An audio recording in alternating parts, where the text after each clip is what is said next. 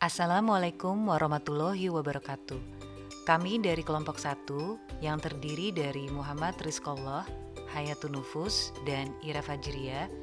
Kami akan mempresentasikan tugas kelompok kami tentang hakikat bahasa dan sejarah perkembangan bahasa Indonesia. Apakah bahasa itu?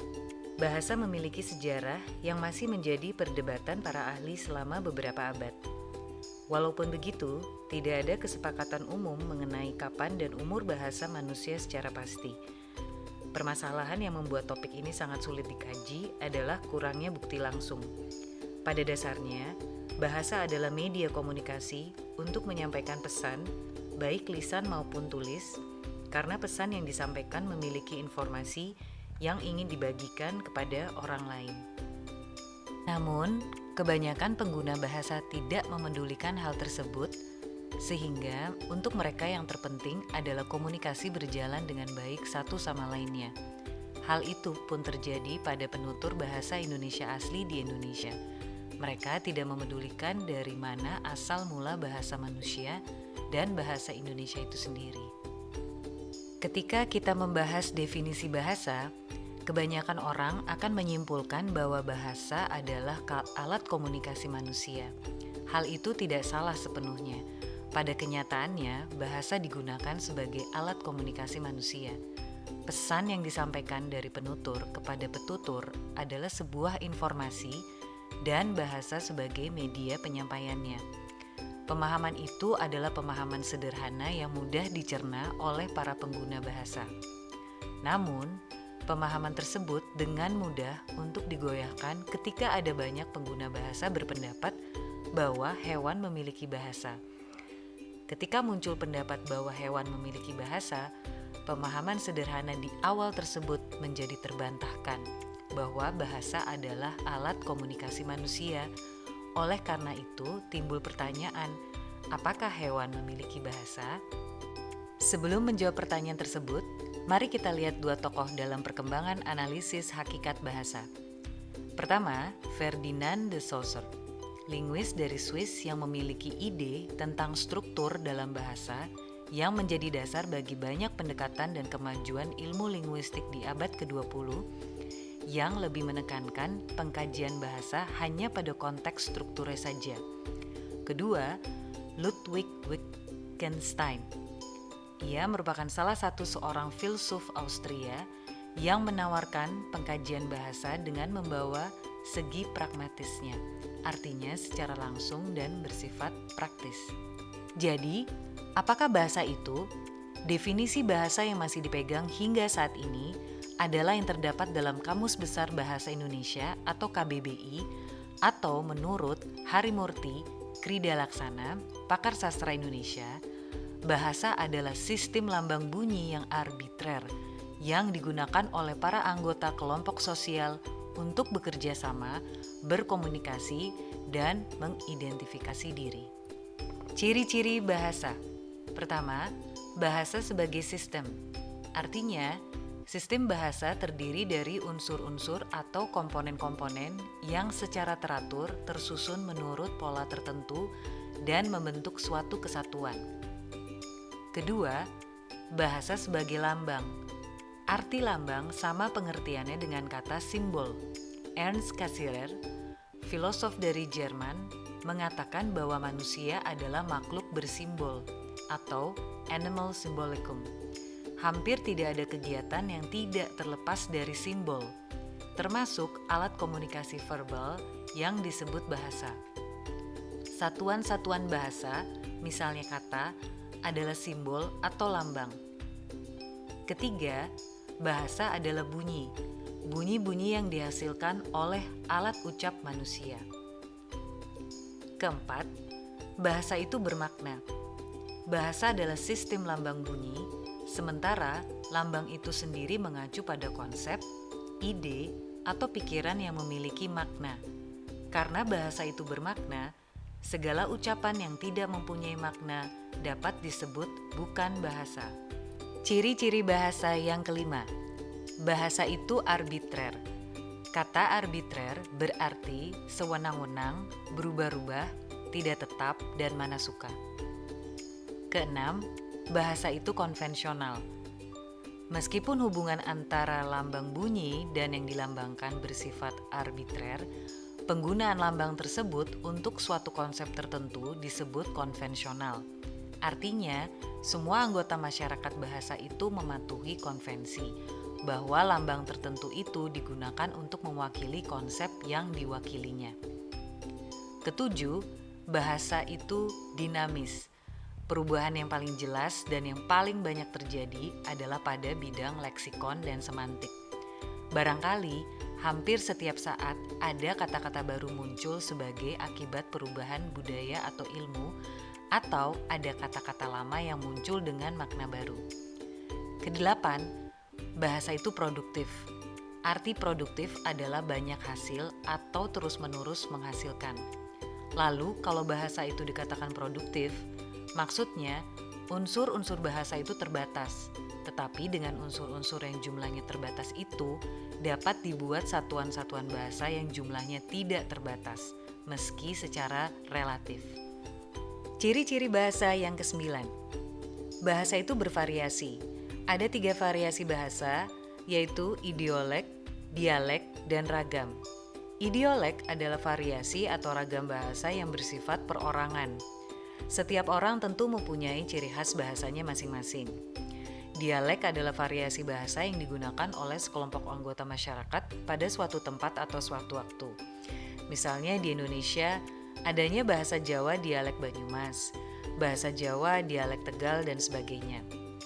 Ragam bahasa adalah variasi bahasa yang digunakan dalam situasi, keadaan, atau untuk keperluan tertentu. Ciri yang ke-10, bahasa itu unik. Setiap bahasa mempunyai ciri khas sendiri yang tidak dimiliki oleh bahasa lainnya. Contohnya, sistem bunyi, sistem pembentuk kata, sistem pembentuk kalimat, dan lain-lain. Ciri yang ke-11, keuniversalan bahasa. Ciri-ciri yang sama dimiliki oleh setiap bahasa yang ada di dunia ini. Ciri-ciri yang universal ini tentunya merupakan unsur bahasa yang paling umum, yang bisa dikaitkan dengan ciri-ciri atau sifat-sifat bahasa yang lain. Karena bahasa itu berupa ujaran, maka keuniversalan bahasa adalah bahwa bahasa itu mempunyai bunyi bahasa yang terdiri dari vokal dan konsonan. Ciri yang terakhir yaitu manusiawi. Kalau disimak kembali ciri-ciri bahasa, bahwa bahasa itu adalah sistem lambang bunyi yang dihasilkan oleh alat ucap manusia, bersifat arbitrer, bermakna, dan produktif. Kemudian yang selanjutnya adalah D. Fungsi bahasa. 1. Bahasa sebagai sarana komunikasi. Fungsi bahasa untuk berkomunikasi antar anggota masyarakat digunakan dalam berbagai lingkungan, tingkatan, dan kepentingan yang beraneka ragam. Misalnya komunikasi ilmiah, komunikasi bisnis, komunikasi kerja, komunikasi sosial, dan komunikasi budaya. Untuk itu, pemakai bahasa komunikatif memerlukan pengetahuan dan keterampilan menggunakan berbagai ragam bahasa yang dapat mendukung perkembangan pengetahuan, keterampilan, pemikiran, dan sikap yang hendak dikomunikasikannya. Kemudian yang kedua ada bahasa sebagai sarana adaptasi. Fungsi bahasa sebagai sarana adaptasi dapat membuat orang hidup bersama dalam satu ikatan. Misalnya, integritas kerja dalam suatu institusi, integritas keluarga, integritas berbangsa dan bernegara, dan lain-lain. Integritas tersebut menimbulkan berbagai konsekuensi. Misalnya, harus beradaptasi dalam integritas tersebut sehingga tidak menimbulkan konflik, perpecahan, atau permusuhan. Kemudian yang ketiga ada bahasa sebagai kontrol sosial. Fungsi bahasa sebagai kontrol sosial untuk mengendalikan komunikasi agar orang yang terlibat dalam komunikasi dapat saling memahami. Masing-masing mengamati ucapan, perilaku, dan simbol-simbol lain yang menunjukkan arah komunikasi. Yang keempat ada bahasa sebagai sarana memahami diri. Dalam membangun karakter, seseorang harus dapat memahami dan mengidentifikasi kondisi dirinya terlebih dahulu. Ia harus menyebutkan potensinya, kelemahannya, kekuatannya, bakatnya, kecerdasannya, kemudian intelektualnya, kemauannya, temperamennya, dan sebagainya. Yang kelima ada bahasa sebagai sarana ekspresi diri. Orang tidak memiliki pemahaman tanpa pengungkapan. Bahasa sebagai ekspresi atau pengungkapan diri atas pemahaman dirinya dapat dilakukan dari tingkat yang paling sederhana sampai dengan tingkat yang kompleks atau tingkat kesulitan yang amat tinggi. Kemudian yang keenam, memahami orang lain. Untuk menjamin efektivitas komunikasi, seseorang perlu memahami orang lain, seperti dalam memahami dirinya. Dengan pemahaman terhadap seseorang, pemakai bahasa dapat mengenali berbagai hal mencakup kondisi pribadinya, seperti potensi biologis, intelektual, emosional, kecerdasan, karakter, paradigma yang melandasi pemikirannya, tipologi dasar temperamennya, seperti sanguinis, melankolis, koleris, ataupun pragmatis. Kemudian ada bakatnya juga, kemampuan kreativitasnya, kemampuan inovasinya, motivasi pengembangan dirinya, dan lain-lain. Yang ketujuh, mengamati lingkungan. Manusia bagian dari lingkungan sekitar, baik lingkungan sosial maupun lingkungan alamnya. Keberhasilan seseorang menggunakan kecerdasannya ditentukan oleh kemampuannya memanfaatkan situasi lingkungannya sehingga memperoleh berbagai kreativitas yang baru. Kemudian yang kedelapan, berpikir logis. Nah, untuk mengembangkan profesi ataupun keahlian akademis dan kemampuan intelektual, seseorang harus mampu berpikir logis. Kemampuan berpikir logis memungkinkan seseorang dapat berpikir induktif, deduktif, sebab akibat, atau kronologis sehingga dapat menyusun konsep atau pemikiran secara jelas, utuh, runtut, dan konseptual. Nah, melalui proses berpikir logis, seseorang dapat menentukan tindakan tepat yang harus dilakukan. Proses berpikir logis merupakan hal yang abstrak. Nah, untuk itu diperlukan bahasa yang efektif. Kemudian kesembilan, membangun kecerdasan. Kecerdasan adalah kemampuan memanfaatkan potensi, pengalaman, pengetahuan, dan situasi sehingga menghasilkan kreativitas baru yang menguntungkan baik bagi dirinya maupun masyarakatnya. Kemudian yang ke-10, membangun karakter. Kecerdasan merupakan bagian dari karakter manusia, yaitu kemampuan berbahasa yang efektif, logis, sistematis, lugas, jelas, dan mudah dipahami dapat membangun karakter yang diinginkan oleh kita sebagai pengguna bahasa. Semua itu dapat dilihat dari penyusunan karya ilmiah yang kita buat. Yang ke-11 adalah kreativitas baru.